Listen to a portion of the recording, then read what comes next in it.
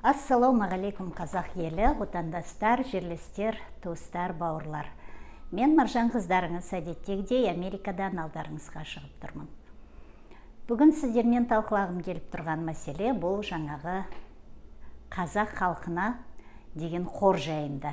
Естеріңізде болса, мынау қаңтар қырғынынан кейін артынша осындай қор ашылды, қазақ халқына дербес қор жаңағы мемлекеттен тыс. Ол жерде жаңағы бәрі сол қазақ халқына мынау қаңтар қырғынынан зардап шеккендерге жұмсалады делінген. Сол заматта жаңағы халық қорынан, сол қазақ халқына қорына сол заматта 155 миллиард шатаспасам. Сол заматында аударылған болатын. Одан кейін мынау Қайрат Сатыбалды пәленбай миллиард аударды, оны айғайлап тұрып айтты. Болат Назарбаев пәленбай миллиард аударды. Енді сол ақшалардың бәрі қайда, кімнің қолында? Қазір ол ақшалардың бәрі мынау Болат Жакишев, ұмытып қалды мен, шашы жоқ бар ғой, өмірі сол финансылармен, ақшамен жүретін. Міне, соның қолында, қазір соны бір қаңтар оқиғасынан зардап шеккен бір азамат алды ма сол ақшадан, көмек алды ма? Мен естіген жоқпын. Мен білетіндердің арасынан ешкім әлі алған жоқ. Бәрі өз ақшаларына жаңағыдай емдерін бәрін қабылдап жүр. Тағы да ана бауырымыз жүр, әлі оғы алынбаған денесінен, сол қаңтар қырғынында оқ тиген денесінен әлі сол оқ алынбаған. Оны жаңағы ақ халатты абзал жандарымыз қорқып жүр алуға, жаңағы неден бас прокуратурадан рұқсат сұрап отыр. Ал өзі барып жасатуға, ота жасатуға ол пәленбай ақша. Міне сол қорлар кім үшін жұмыс істеп жатыр?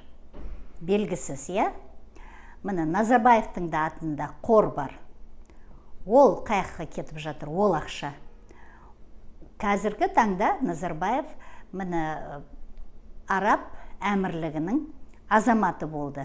Сатып алды деген жаңағы әр азаматтықты отбасымен миллиард доллар төлеп алып отыр қазіргі таңда сол Араб әмірлігінің азаматтығын. Оны жаңағы сол жақтың министерствосы хабарлады.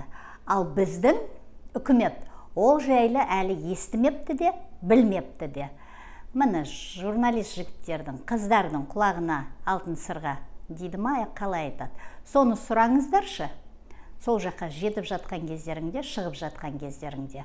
Оны көші-қон полициясынан анықтаңдар дейді. А көші-қон полициясы оны саған айтпайды, оны ол айта алмайды. Өйткені көші-қон полициясы оны саған айту үшін, оны Назарбаев өзі сояққа хабарлау керек. Міне басқа елдің азаматтығын алғаннан кейін Қазақстан азаматтығынан бас тарту керек. Ол деген сөз ендігі кейінгі жолы бұл енді бізге кірмейді. Біздің азаматымыз емес. Біз оған ешқандайда пенсияда ештеңкеде төлемейміз. Мүмкін басқаша нелерін, заңдарын жасап алған болмаса өздеріне. Міне көрдіңіздер ме, осындай шикіліктері толып жатыр бұлардың. Енді бұл ол мәселе емес, қайттан сол жаққа кіріп кеттім Назарбаевқа. Мені Назарбаевта қазіргі қызық тұрып тұрғаны мынау қоры қайда? Назарбаев өзі жоғалды, қор қайда кетті? Қор жоғалмаған шығар. Қор қалу керек, ол қор халыққа қызмет ету керек. Соның кесірінен халық осындай жапа шегіп отыр. Тоқаевтың кесірінен, кешегі қаңтардың кесірінен жапа шегіп отыр. Сол қор енді осы халыққа жұмыс істеу керек. Соны сұрау керек. Қаяқта ол қор? Кімге жұмсалынып жатыр? Міне, пәленбай миллиардтап қорларда жатыр. Ана журналист қыз сол жаңа тақырбастан сұрады. Ақша жөніндегі жаңағы сол қорды басқарып отырғанға, мынау дейді, сол қорға Қайрат Сатыбалды, Болат Назарбаев, жаңағы заңсыз жолмен тапқан қаржыларды сояққа аударды. Сол заңды ма дейді. Бұл жаңағы тақырбас қашқақтап, сөге дұрыс жауабын айтқан жоқ, жауабын берген жоқ, өйткені біздің қолымызда ондай дәлелі жоқ дейді. Ол заңсыз жолмен тапты деген бізге соттың қағазын әкеп бер, сол кезде біз қарастырамыз дейді. Ал егер мынау заңсыз жолмен сол құқылы ма сол қорға ақша түсуі дегенге я жоқ деп дұрыстап жауап бермеді. Міне, бұл тек қана бұл қорлардан келіп отырған жоқ ол жерге ақша. Бұл жерге ақша жаңағы алтын өндіретін, мұнай өндіретін, бүкіл жаңағы олигархтардан бәрінен сол қорға ақша тамып жатыр. Көрдіңіздер ма? Міне, енді сол өңірлерде қазіргі күнге дейін 95 мың инвалид балдарымыз бар екен, жасөспірімдер. Міне, солардың ауру неге көбейіп жатыр деп сұрақ береді жаңағы журналист қыз. Міне, соны сол жаңағы алтын өндіріп жатқан, мұнай өндіріп жатқан заводтардың жаңағы таза жұмыс істемей жатқан кесірінен, балдарға осындай экология бұзылып, балдардың арасында осындай ауру көбейіп жатыр, инвалидтер көбейіп жатыр. Соған сіздер қарсы жұмыс істей аласыздар ма, соларын тыя аласыздар ма, сол жағынан тексеріп бір влияниелеріңіз бар ма, соларға әсер ете аласыздар ма десе, оған да дұрыстап жауап бермеді. Көрдіңіздер ма, олардың халыққа түкіргені бар. Олар тек қана шытырлатып ақшаны санап отырса, ол халыққа бөлінбейді, ол ақша өздерінің қалтарында жатыр. Енді сол ақшаның ізін іздеу керек, жолын табу керек. Қаяқта ол? Қалай аламыз оны? Қалай ол қайткен күнде ол деген сол ақшалар мынау зардап шеккен балдарымызға қызмет етеді. Сол үшін ашылды ғой.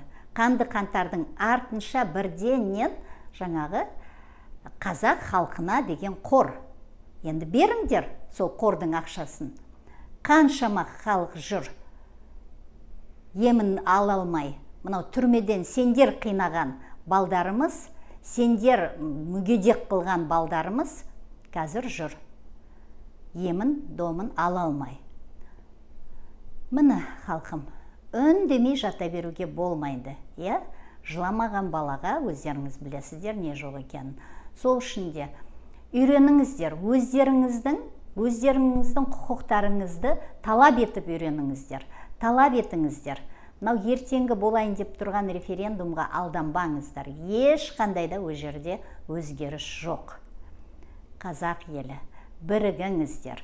Бірігіп, мынау X күнін жақындатайық. Халықтың арасында жүрген батырларымызға көрсетейік біздің бірігіп жатқанымызды. Ауызбіршілігіміз өсіп жатқанын көрсетейік соларға. Ертеңгі күні қастарынан табылатынымызды білдірейік. Осындай үгіт насихат жұмыстарымызды өзіміздің көрші қолаңмен, достарымызбен, басқа ұлт өкілдерімен бөлісіп, соларды бауырымызға тартайық. Бірігейік. Алға қазақ елі.